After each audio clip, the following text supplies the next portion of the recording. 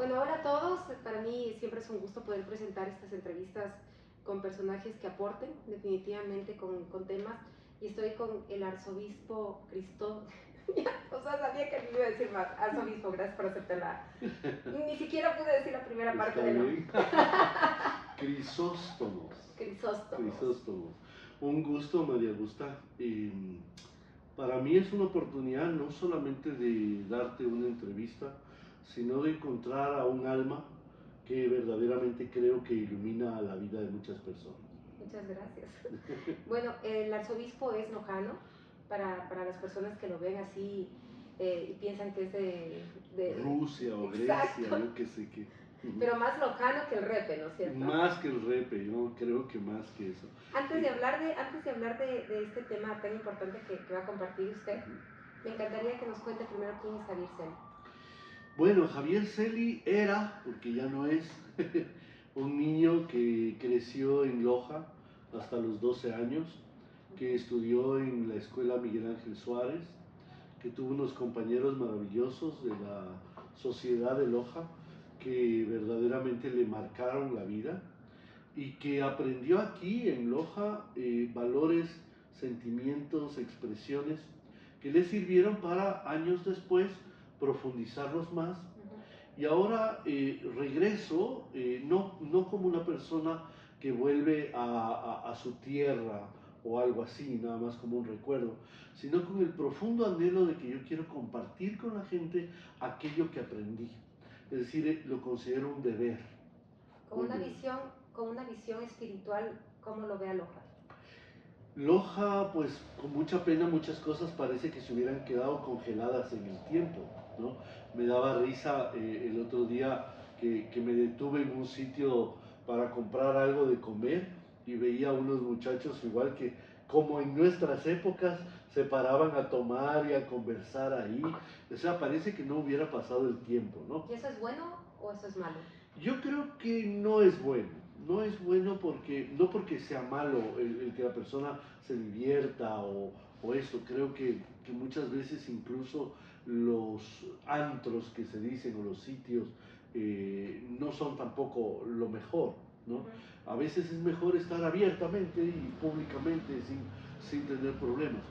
Pero sí creo con mucha pena que hay muchas otras cosas y otros valores que no se han desarrollado, que no ha habido quien nos enseñe, que no ha habido quien nos fomente, que esas conversaciones de amigos, de farra, como se dice, lleguen a otro punto, que es el punto de mi corazón, mi alma, mis sentimientos.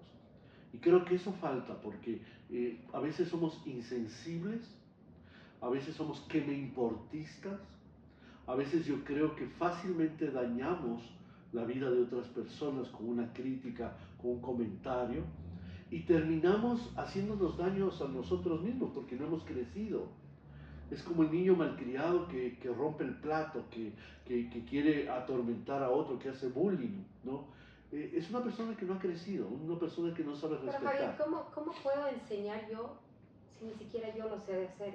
Porque los papás cumplimos un rol importante, pero muchos papás tuvieron una crianza y repiten lo que vieron en casa. O sea, ¿cómo puedo romper o sanar esos comportamientos y esa forma de ver la vida? Bueno, primero, gracias a Dios, hoy en día los medios de comunicación, las redes sociales, nos dan una gran cantidad de enseñanzas, ¿no? O sea, desde sopa de pollo para el alma, a todo lo que tú quieras, hay libros, hay textos, hay todo maravilla. Pero una de las cosas que la gente no ha entendido es que la experiencia personal es invaluable. Cuando tú vas a una conferencia en una universidad y quien la va a dar te advierte y te dicen es un vivencial, es decir, es alguien que lo experimentó. Hombre, pagan lo que sea por ir a ver a un vivencial. Entonces yo creo que aquí en Loja habemos vivenciales, que además vivimos la situación de Loja, y que deberíamos de alguna manera tener una especie de palestra, un espacio, y que agradezco este espacio por medio de las redes, que puedan escuchar también la necesidad urgente que hay de sanar la sociedad. Y no sanar con esa idea de pecado, te van a señalar, te vas a ir al infierno. No, es que ese es el problema. Vemos con esquemas demasiado básicos incluso el tema de la religión. Tenemos que entrar al campo de lo espiritual. Lo espiritual no tiene la barrera de qué iglesia es, cómo haces, no, estás buscando la verdad, tienes la verdad en tu corazón, ¿cómo la desarrollas? Entonces, los que son padres, ven a sus hijos crecer, pero ¿qué les dan? ¿Palo? ¿Exigencia? ¿Miedo? Algunos creen que dándoles más libertad van a conseguir más. ¿Y a quién recurre un joven para pedir un consejo? ¿Cuáles son los guías de esta sociedad? A veces son los propios amigos, pero que los amigos a veces ni siquiera tienen en casa lo que buscan, ¿no? ¿Qué tipo de consejo te puede dar alguien que está pasando por la misma situación, que no es un vivencial? Claro. Entonces, yo sí creo que hay mucho que podemos hacer. Obviamente, yo vuelvo a repetir, soy un arzobispo de la Iglesia Ortodoxa. Llegué a ese camino después de haber estudiado en una universidad, de haber sido católico romano. Sabes que la gente primero cree que es otra iglesia. Los ortodoxos. Sí, y dicen, es que eso es otra iglesia. No, no, no es otra iglesia, es católica igual. Okay. Y el Papa Francisco ha dicho que es un pecado que alguien piense que la iglesia ortodoxa es otra iglesia. ¿Cuál es la diferencia? Que nos dividimos en el año 1054 por un tema totalmente político, no por un tema religioso. Y fue un tema de que Constantinopla no quiso someterse al poder monárquico de Roma. Y en razón de eso, simple y sencillamente se rompieron las relaciones entre dos hermanos. Han pasado los siglos y en 1965, obviamente ni tú ni yo habíamos nacido en esa época, ya se restablecieron de nuevo los lazos. Entonces, ya no hay excomuniones entre las dos iglesias, pero no ha habido todavía un camino de crecimiento. El Papa Juan Pablo II sí hizo ese camino, Benedicto XVI también, pero con el Papa Francisco no se ha logrado todavía llegar a un acuerdo. ¿Cuál es la idea? Que las dos iglesias son exactamente iguales. ¿Creen en lo mismo? Creemos exactamente lo mismo. Hay tres cosas que no aceptamos. No aceptamos al Papa como si fuera el único jefe. Nosotros creemos en un sistema que se llama sinodal, que es un sínodo, una reunión de obispos, es como la conferencia episcopal de obispos, que entre todos toman decisiones por igual. Tanto es así que el Papa Francisco ahora ha llamado a una sinodalidad de la iglesia, es decir, dice que todos entremos en ese sistema. Así que se está tomando una forma de ser ortodoxa en la Iglesia Católica Romana. Segundo, no creemos en el purgatorio. La gente repite como loro, no, el Papa Benedicto XVI ya quitó el purgatorio. No, no, no. El Papa Benedicto XVI quitó o eliminó el limbo. Es otra cosa. El limbo es una cosa, el purgatorio es otra cosa. Y para los que no entienden qué son los dos, no sé si nos puede dar una explicación. Es un poquito más complicado, pero voy a ser muy breve, lo más que se pueda. Pero ya tienen a Google, así que pueden ir a Google también a averiguar.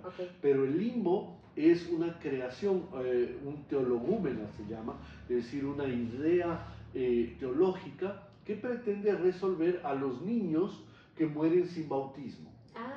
Las mamás se angustiaban y decían, mi hijito se me murió antes de ser bautizado. ¿A dónde va? Entonces preguntaban a los obispos, y un obispo de hace muchos siglos, San Agustín, ¿no?, dijo, se van al limbo.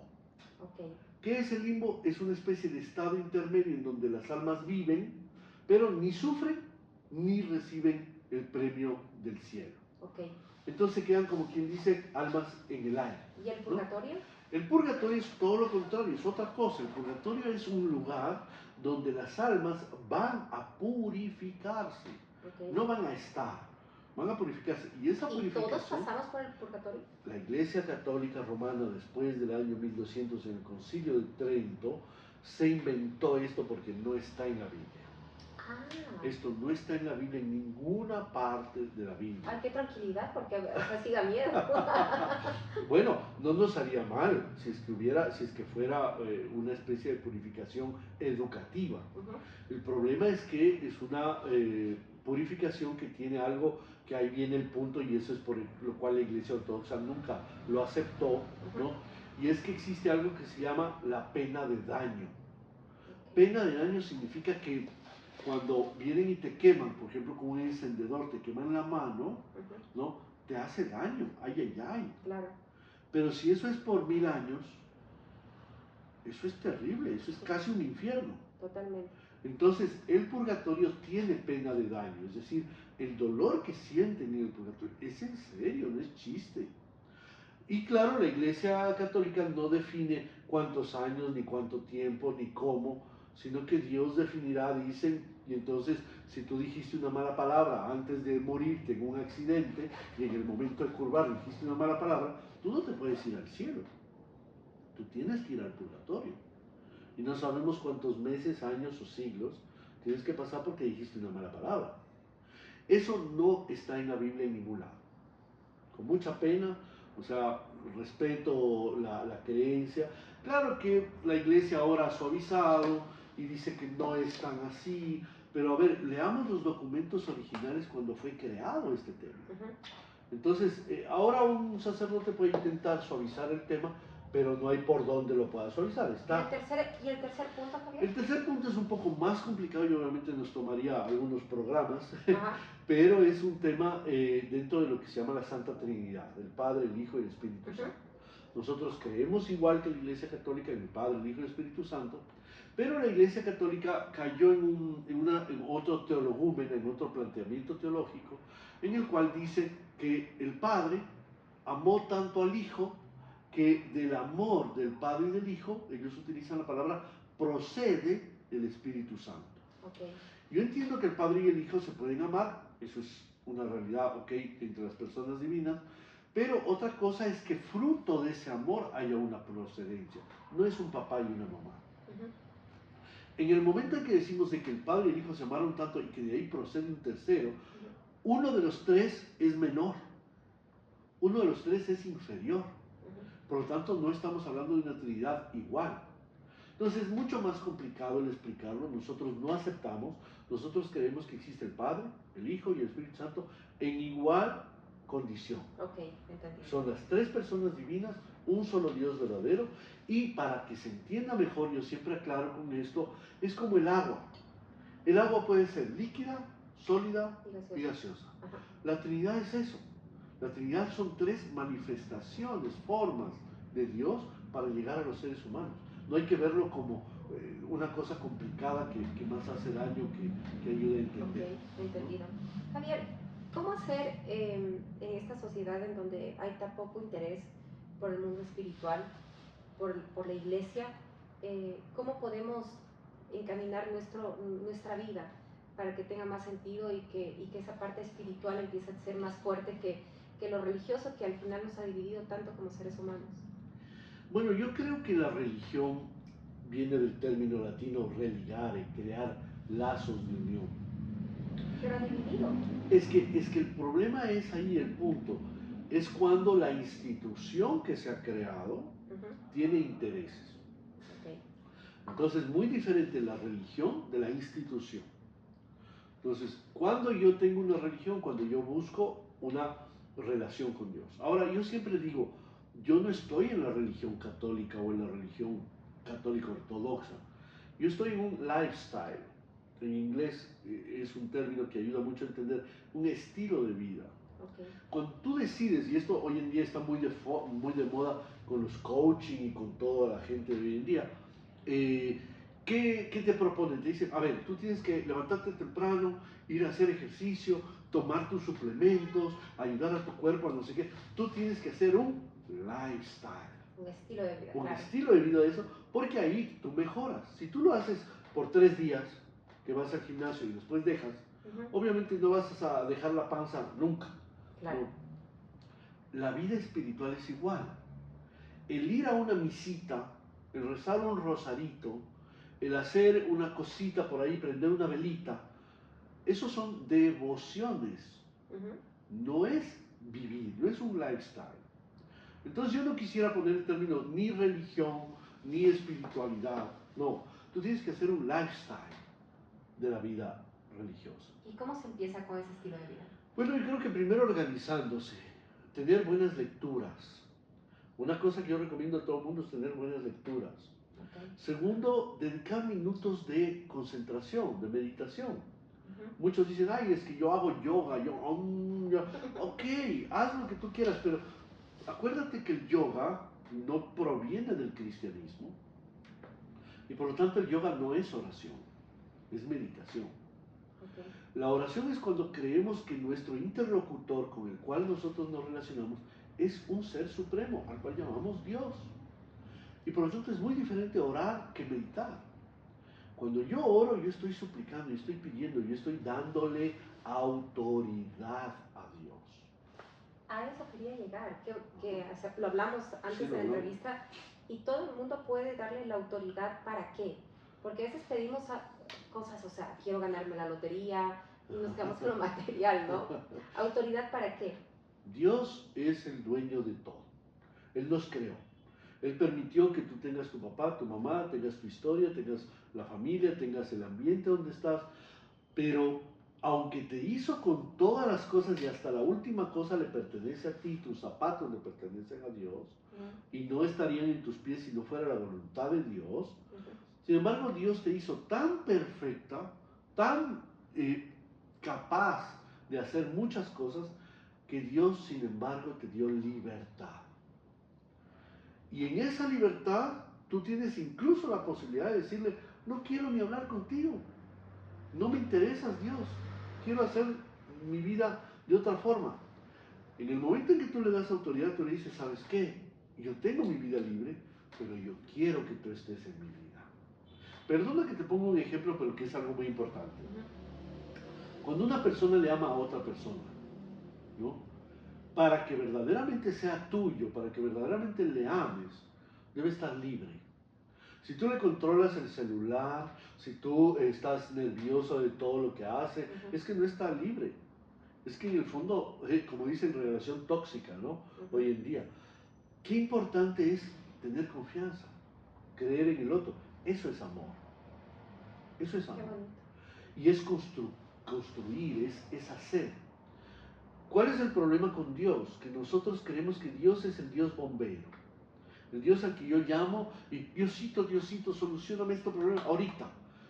Pero el resto del día hago de mi vida lo que yo quiero. Hago lo que me da la gana. Y no lo meto a Dios nunca en mi vida. Sí. Entonces yo tengo que meterlo en mi vida. Por eso es darle autoridad. Yo a Dios le pido por mis hijos. Pero no para que me solucionen el problema que tienen en el colegio, sino para que tenga autoridad y haga de ellos lo que Él cree que debe ser, no lo que yo quiero. ¡Qué belleza! Yo quiero que sean médicos, yo quiero que sean... ¿Tú qué sabes qué es lo que les conviene? Es que eso es lo que nos pasa como sociedad. Siempre queremos algo, o sea, pero no lo que nos merecemos también. O lo que conviene. O lo que conviene. Porque es el problema. Nosotros vemos de una forma. Hablaba con una persona a quien quiero muchísimo aquí en Loja y que hace poco perdió a alguien que yo también quise muchísimo. Y yo le decía, es muy importante aceptar que esa persona cumplió ya su fase, su periodo, y que ahora está mejor. ¿Quiénes son los que le lloramos a la persona? Los que somos egoístas y quisiéramos tenerlo aquí, pero esa persona está mejor, esa persona está en otro lado, y esa persona está viéndonos. ¿Cuál es ese otro lado, Javier? Bueno, ese otro lado es ese mundo espiritual al cual llamamos cielo, ¿no? Llamamos cielo, pero que tristemente nuestra mente cultural nos ha presentado que son unos angelitos que están ahí, que están tocando el arpa, sí, y que se están muriendo de frío. Andan yuchiticos, pero tienen mucho frío. Eso no es el cielo. El cielo es la cosa más hermosa que te puedas imaginar porque es la realización plena de una persona. La persona en el cielo, todos sus sentidos están repletos de Dios. Por ejemplo, si a ti te gusta ver una obra artística, te gusta escuchar una melodía, te gusta probar algo que te gusta, que lo sientes, que qué rico, me gusta el sushi, ¿no? El cielo es eso 1000 veces más, o millones de veces más. Es que todos tus sentidos terminan plenificándose. ¿Y cuando uno muere se encuentra con los seres queridos que murieron? Sí, claro. ¿Nos vamos a encontrar? Totalmente, es que Dios respeta a la persona de cada uno. Dios no, el peor error que puede hacer esta sociedad, y hoy en día es muy frecuente, es decir, somos energía, volvemos a la energía. No, Dios nos hace energía, sí, pero con personalidad. Y es que esa vivencia que tuvimos aquí en la tierra, esa vivencia que tuvimos en la tierra, Dios la respeta. Y por eso es que esos seres queridos se encuentran con nosotros. ¿Y crees que existe ese túnel que habla mucha gente que ha estado cercana a la muerte? Ese túnel en donde... Tú sabes que hay miles de libros y de textos que hablan de esto. Yo también he vivido ciertas cosas espirituales. Y yo lo único que te puedo decir es que hay 1000 formas. El túnel es una de las cosas. No, hay 1000 formas de manifestarse. Es que ahora queremos respuesta para todo, ¿no? Es que estamos en la época del microondas, metes la taza y pones el clic y que te salga enseguida. Ya el proceso de calentar el agua, de pasar por la chuspa, de hacer eso ya se acabó, ¿no? Entonces, queremos inmediatez. Esa inmediatez nos hace mucho daño, porque hay 1000 cosas en la vida que deben tener su proceso. Hay que tener paciencia. Hay que simple y sencillamente saber vivir. Y de lo que te decía, quiero terminar la idea. Así como hay cosas maravillosas, preciosas, que el alma vive después de la muerte, que todas esas cosas que le gustaron lo viven 1000 veces más, eso es el cielo. Así mismo es el infierno. El infierno existe. Y el infierno es todo lo contrario. ¿Y quién va al infierno? Aquel que el corazón se lo dejó ganar al mal.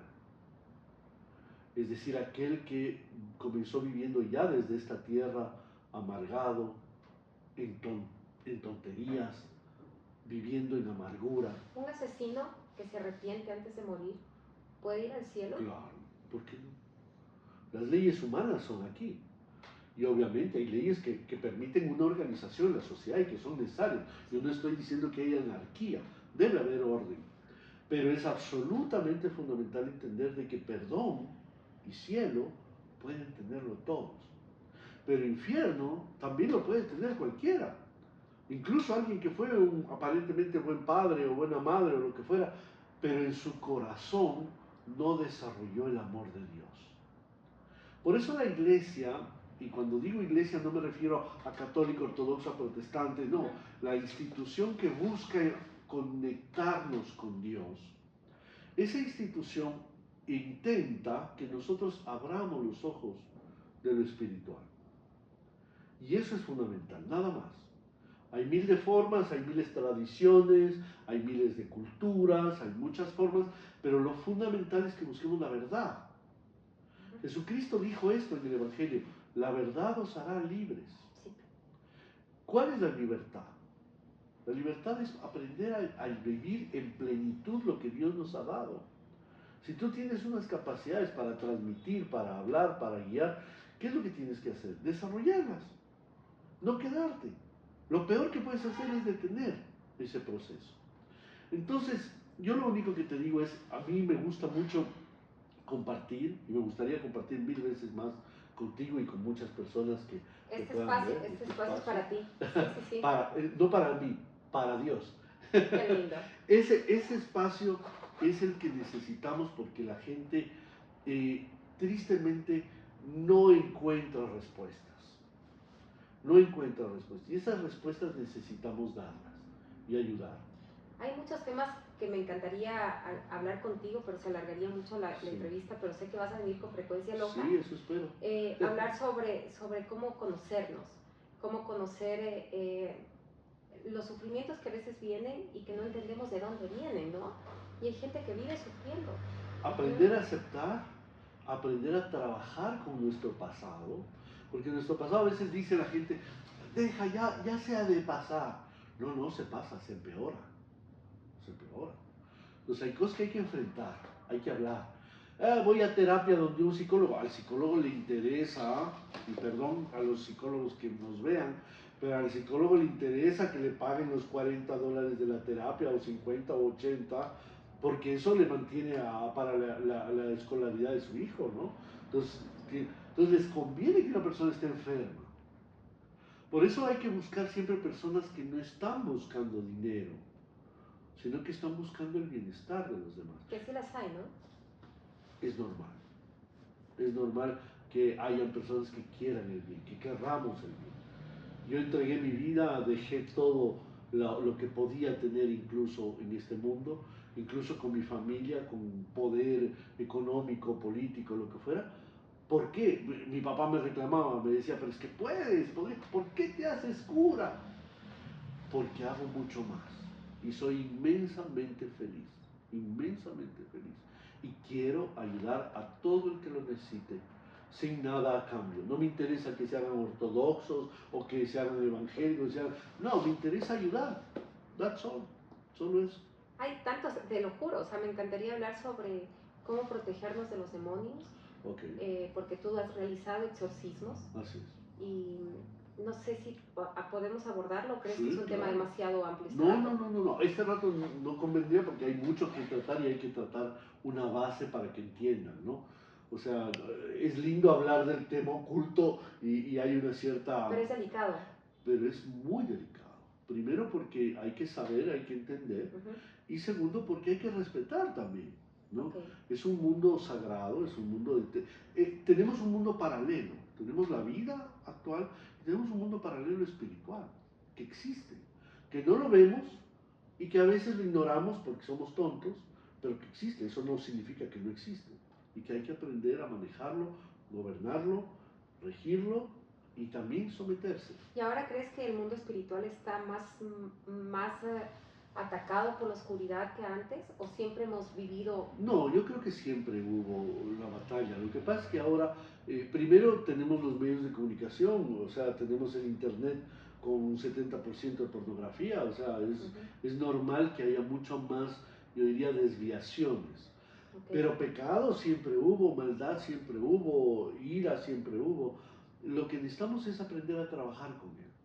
Y el mundo espiritual ahora hay mucha confusión. Demasiado. Hay demasiados libros, tontería, Mucha la gente... información. Yo no diría información, desinformación.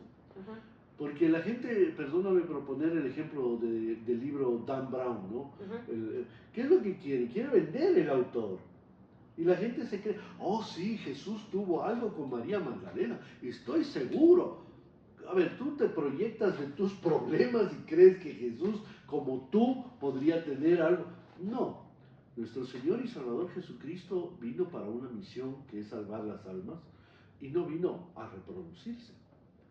Hay que entender eso. Él vino para entregarse espiritualmente. Es otra cosa. Eso una persona que no es espiritual no lo entiende. Totalmente, sí. Una persona que es básica solamente busca cosas básicas. Entonces hay que ir hacia lo espiritual, hay que tomarse tiempo, hay que leer, hay que formarse, ¿no? ¿Y qué es lo más importante y lo más lindo y lo más profundo? Hay que aprender a amar sin esperar respuesta. Qué bonito. Nos quedan 3 temas para hablar en las próximas entrevistas. El cómo conocernos, espera, que ya me olvidé. El tema del demonio y los exorcismos, que es tan delicado, sí, y algo más que ya... El tema de agapeterapia, que es sanar el pasado. Hay muchas cosas que tenemos de nuestro pasado que la gente dice, no, ya de pasar. No, hay que sanar. Ustedes pueden pensar que nosotros, o sea, apagamos las luces justamente para eso, pero no hay luz. Se fue la luz. Se fue la luz y nos quedó esta lamparita. Y Javier, gracias. Encantado. Gracias, les invitamos a la exposición. Tu celular. Y nos queda también invitar a la exposición que sí, está aquí en Londres. Hay una muestra hasta el día 15 de diciembre de íconos ortodoxos que he traído en cooperación con la Unión Europea y evidentemente con el Ministerio de Cultura.